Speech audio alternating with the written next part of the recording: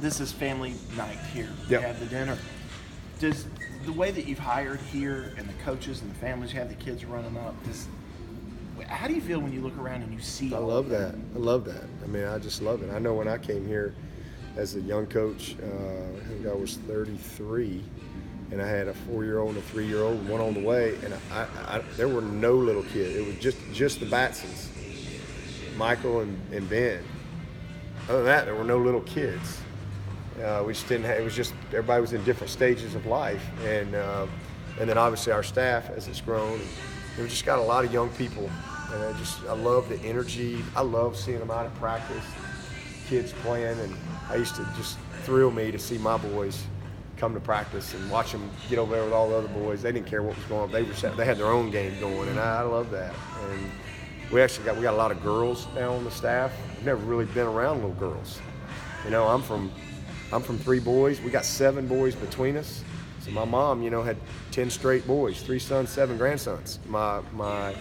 On my wife's side, her 2 sisters had 4 boys, no girls. So I've never been around a little girl, except when Larry brings his over to my Sand on the Roof party.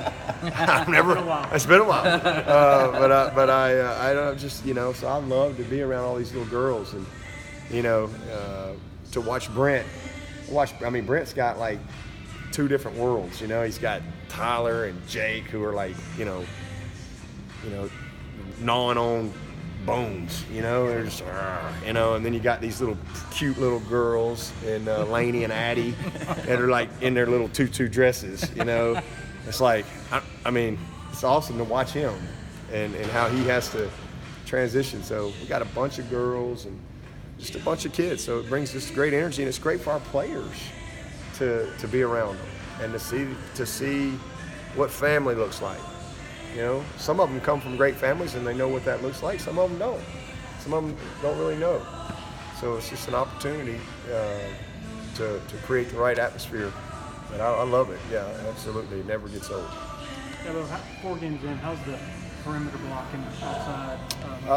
It's been pretty good. Last week wasn't very good. Last week we got blown up on the outside. We should have cut when we didn't cut, and then our timing and technique was off with the guy catching the ball, the positioning, his technique as far as how he got into position, and the timing of that, the distance of the throw, the separation between the block and the catch. There's a lot of little details that we didn't do a very good job of last week. But other than that, we've had some big blocks. You check all of our explosive plays, there's been somebody with a big block on the second level. Our offensive line has done an awesome job of getting guys to the second level. And for the most part, it's been pretty good. But last week, we did not do a good job. And it wasn't just the block. Some of it, like I said, was the timing and the technique. And we've worked hard to clean that up this week. Speaking of the offensive line, do you remember the last time y'all had as much success straight up the middle, taking out back-to-back? Well, when you get those type of numbers to run the ball, you should have success. When you get 5.5 and 6-man boxes pretty consistently with a running quarterback, you should have an advantage if you're pretty good up front. And not everybody has been willing to give us that. And so we had that opportunity last week, which was like, okay, we got to move these guys. And OL did an awesome job. They really played well. And they've done a good job in the passing game. Our offensive line's given up 3.5 sacks, but I think we got like 10 sacks on the year, 3.5 on the OL. So they've really done a nice job for us. We got to clean up a few things, but we just got a good group up there that takes a lot of pride in what they do.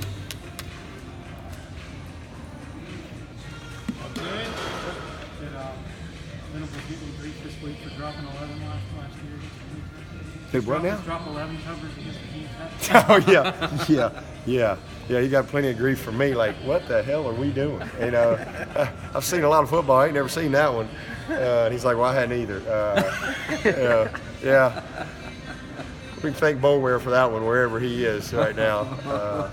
That's a particular pressure where you're actually reading somebody's supposed to rush based on how they react, and we didn't do that. So it's the longest play in the history of college football. Guy held the ball for 20 seconds. Yeah. Then it was a Hail Mary. It was crazy. Yeah, that was. 6'7" guy caught. Neither had we. Took me a second to process it. I'm like, did we just drop everybody? What are we doing?